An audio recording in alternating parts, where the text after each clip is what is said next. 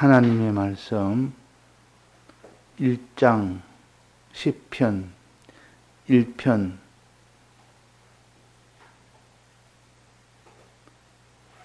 3절 말씀입니다. 10편 1편 3절 말씀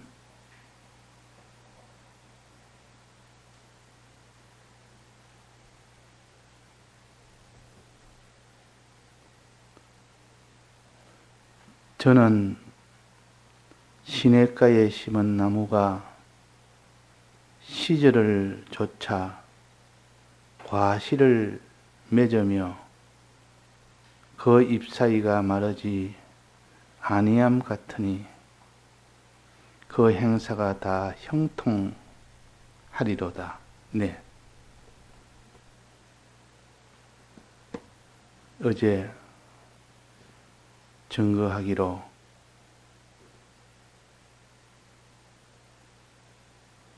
시냇가에 심은 나무가 되면 반드시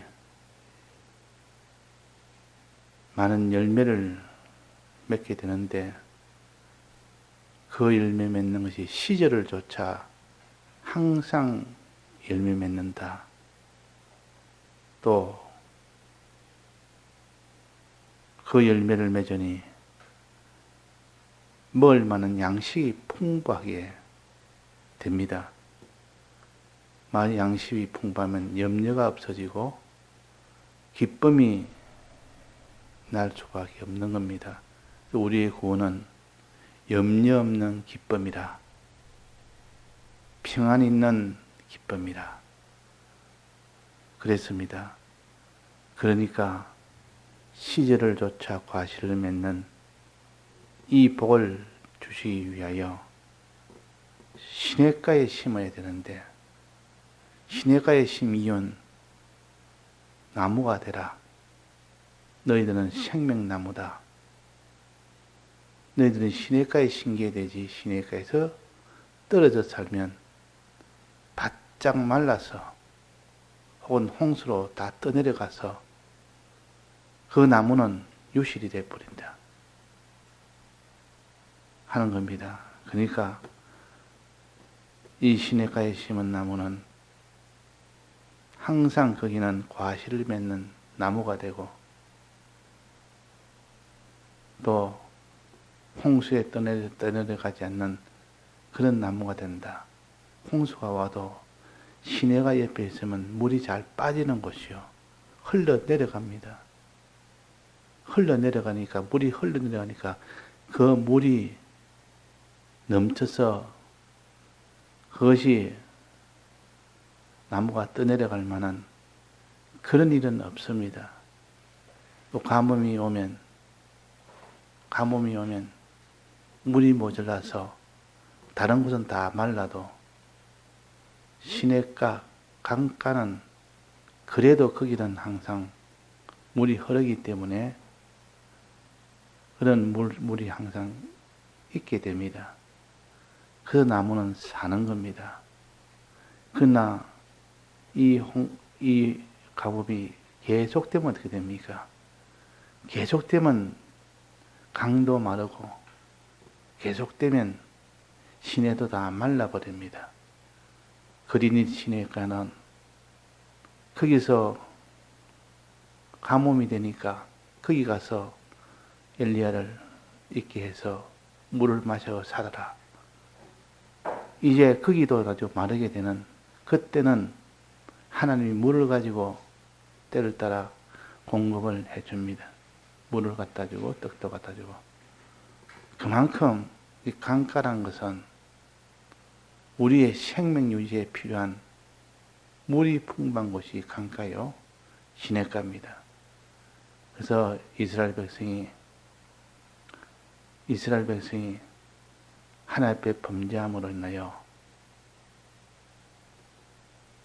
그 유다 나라를 바벨론의 침략을 받아서 나라를 다 빼앗기고 성전은 다 파괴되고 포로로 잡혀가는 그런 일이 되었을 때 그 포로들이 어디에 가 사는 거니? 바벨론 그 나라에 포로로 잡혀가서 그 나라의 거발 강가란 곳에 거기서 살게 됐습니다.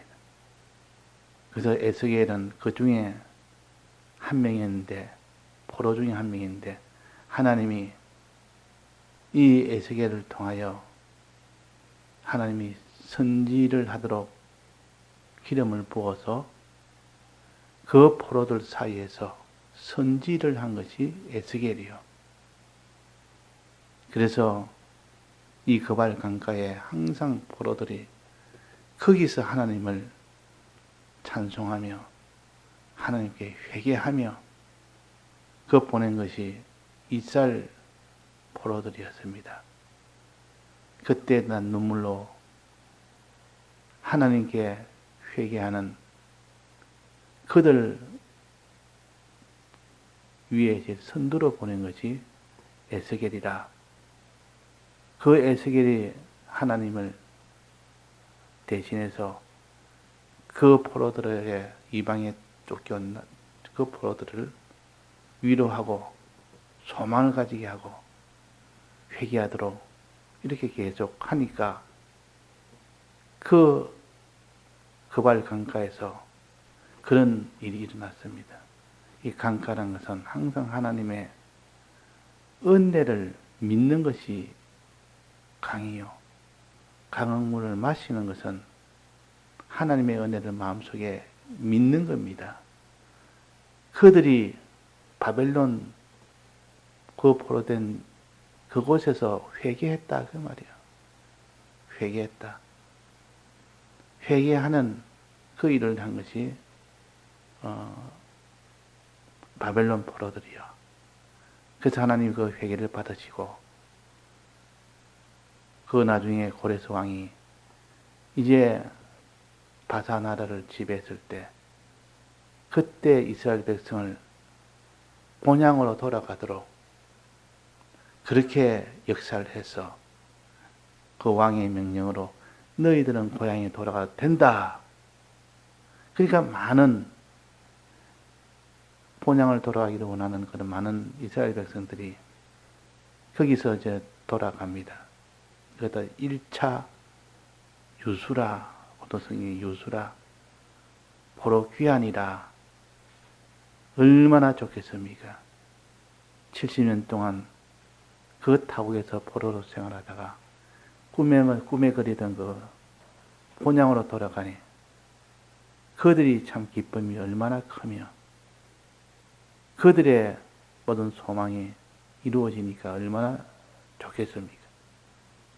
그래서 하나님께서 1차로 포로 귀환을 시켰고 2차, 3차 계속해서 포로 귀환을 시켜서 그들이 돌아가서 제일 먼저 한 것이 이스라엘 땅에서 무너진 성전을 다시 짓는 것이었습니다. 무너진 성전을 짓는 것. 자기의 집을 짓는 것이 아니라 하나님의 성전부터 짓는 것이었습니다. 하나님의 성전. 그래서 영국에 있는 청교도들이 그들이 영국 땅에서 피해서 저 미국으로 아메리카로 이렇게 이주했을 때 거기는 하나님을 모시는 나라가 아니기 때문에 거기서 도착해서 제일 먼저 한 것이 성전 짓는 것이었다 했습니다. 교회를 짓는 것. 자기 집을 먼저 짓는 것이 아니라 교회를 먼저 짓고 난 뒤에 예배 드리고 난 뒤에 각자 또 힘을 합쳐서 자기 처소를 그 다음에 지었습니다. 그래서 이 미국의 그 청교도인들이 참 신앙으로 출발해가지고 그 나라가 참 신앙으로 부강한 나라가 되니까 문화적으로 이 세상적으로 부강한 나라가 되었던 겁니다. 그 뒤에 차차 속화가 되므로 그 나라가 물질 위주로 되고 인본 위주로 되고 그래서 그루터기만 있지 그 모든 이전의 그 깨끗한 모습은 없다.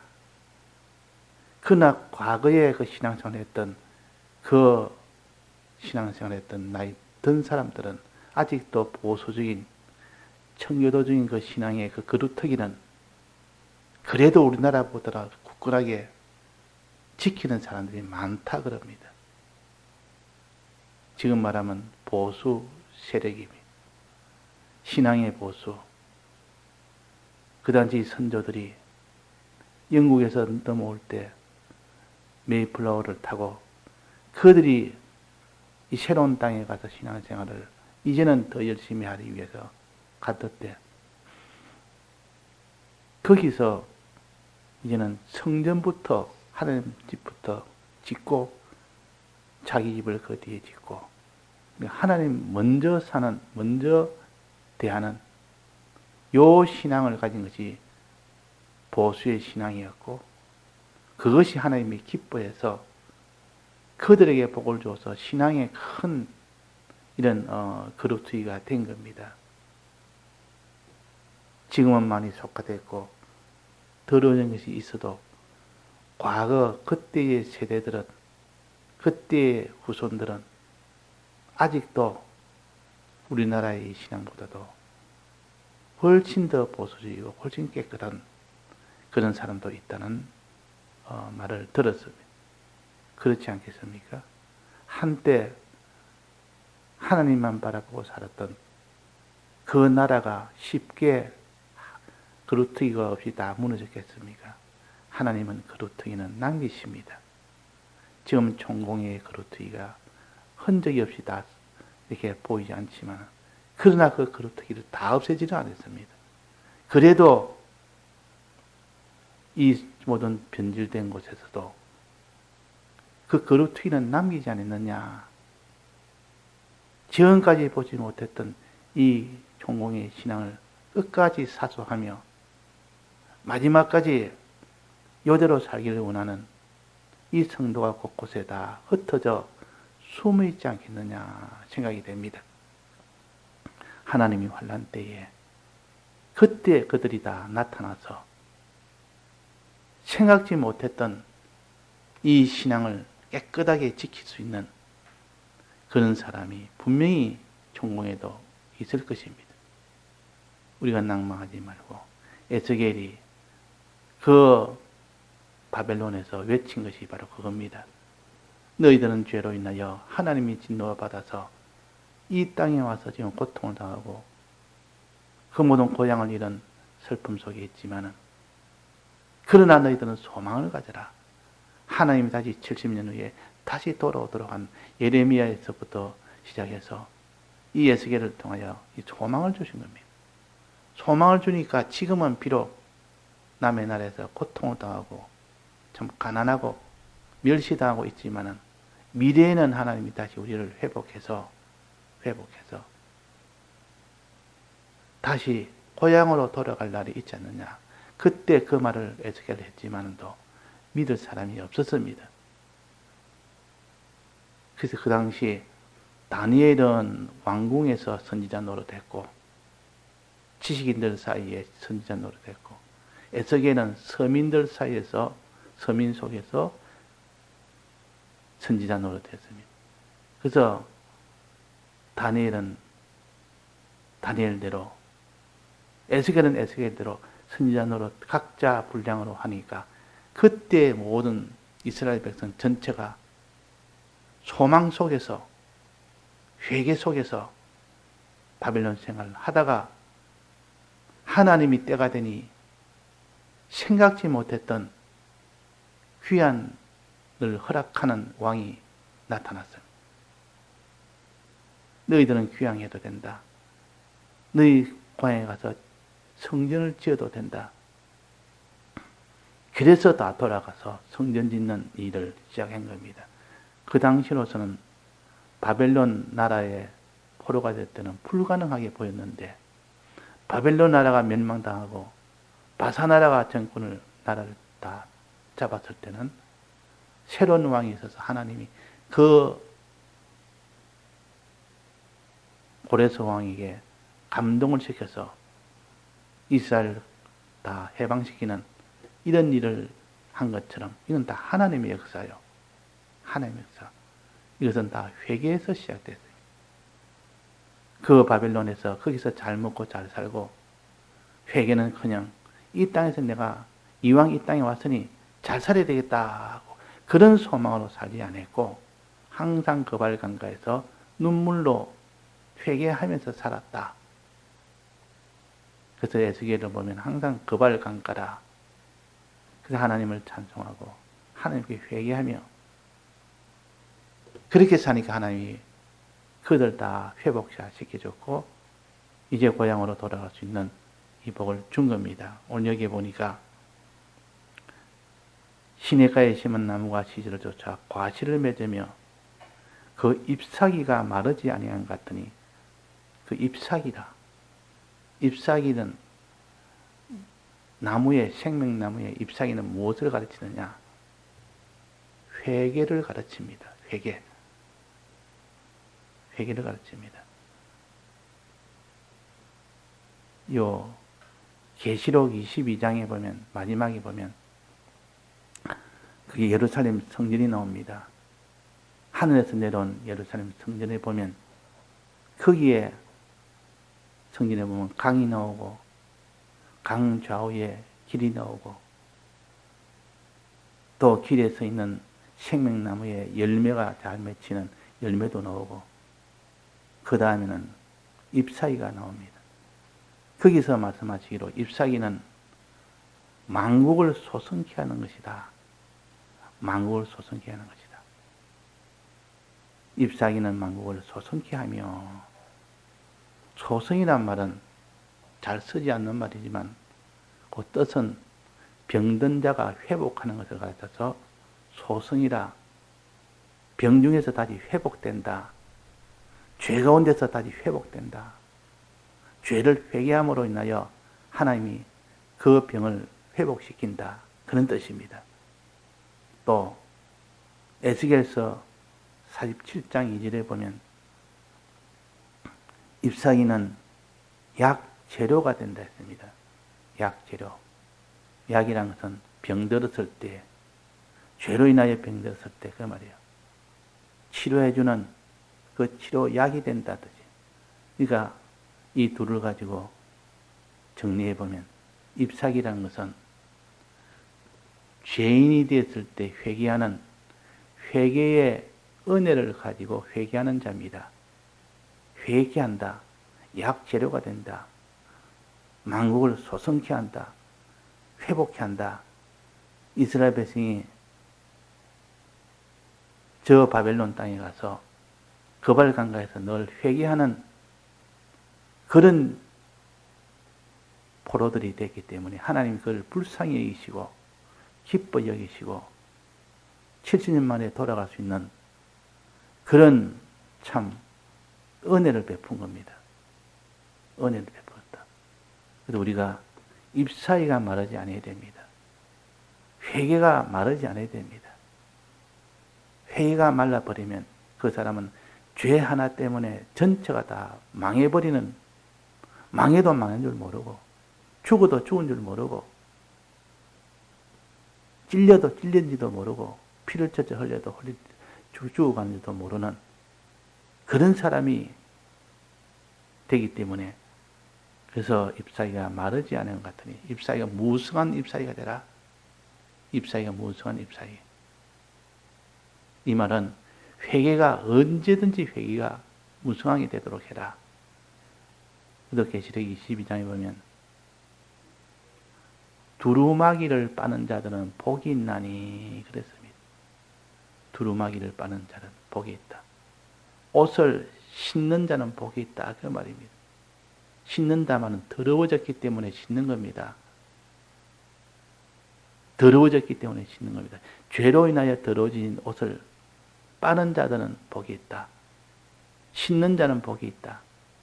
이 성전에 심는 것은 물두멍이라는 곳이 있습니다. 그 번제단 옆에 물두멍이 있는데 그 짐승을 잡아서 그 하나님 앞에 번제로 드리는 그 일을 하면서 더러워지고 손도 더러워지고 피로 인하여 다 더러워집니다. 더러워진 것을 손도 씻고 발도 씻고 몸도 씻고 다 씻는 것이 그것이 물두멍이라 회개를 가르칩니다.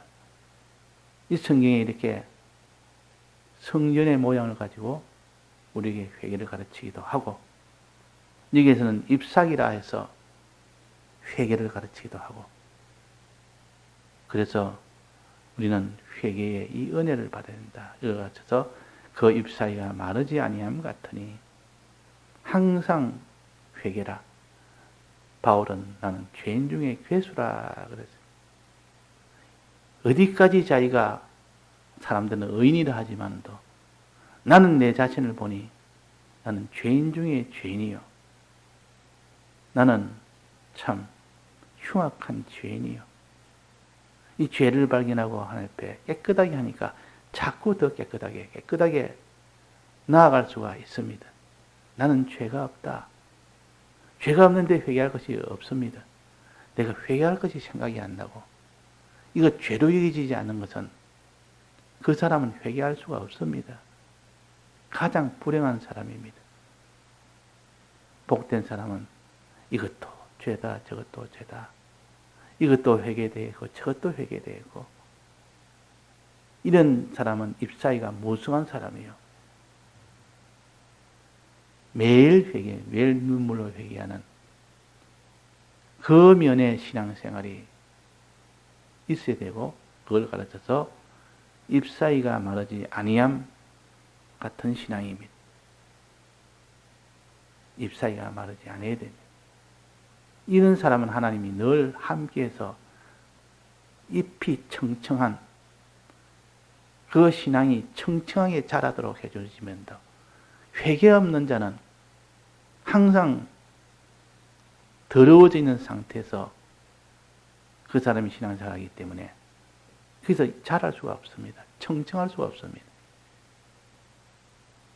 하나님 앞에 그 회개는 무엇에 대한 회개냐? 그 앞에 있는 여호와 율법을 즐거워해야 되는데 즐거워하지 않는 것, 주야로 묵상해야 되는데 묵상하지 않는 것, 기도함으로 성령을 받아야 되는데 기도하지 않는 것, 또 시냇가에 심은 나무가 시절을 쫓아야 되는데 시냇가에 심지 않는 나무, 주님의 대속을 믿어야 되는데 믿으려고 하지 않는 사람, 이것을 회개해야 되는데 또 시냇가에, 시냇가가 뭡니까? 시냇물이 있는 가, 땅이라고 하면 시냇가에 있는 땅, 그 땅에 심기야 되는데 땅에 심기지는 않습니다. 땅이라는 것은 길이요, 길이라는 것은 행하는 겁니다. 계시록 22장에 보면 나오지 않습니까? 강 좌우에 길이 있어, 강 좌우에 땅이 있어. 그 땅에 심기고 물이 스며드는 물을 마실 수 있는 이런 것을 하지 않는다. 믿는 것에 등한히 하고 길은 행하는 것이요, 행하는 것에 등한히 하는 이것을 회개하라. 이것을 회개하고 그 다음에 과실을 맺어라. 시절을 쫓아 과실을 맺는다고 어제 뭐라고 배웠습니까? 그냥 과실 맺는 것은 행하는 것인데 시절을 쫓아 과실 맺는 것은 환난 때에 그때 행하는 것을 가르쳐서 시절을 쫓아 과실을 맺는다. 그래. 환난이 와도 그 시절에 겨울, 봄, 가을, 겨울 항상 환난 속에서도 행하는 그 사람, 그렇게 환난이 오면 다 넘어지는 이것을 회개해야 됩니다.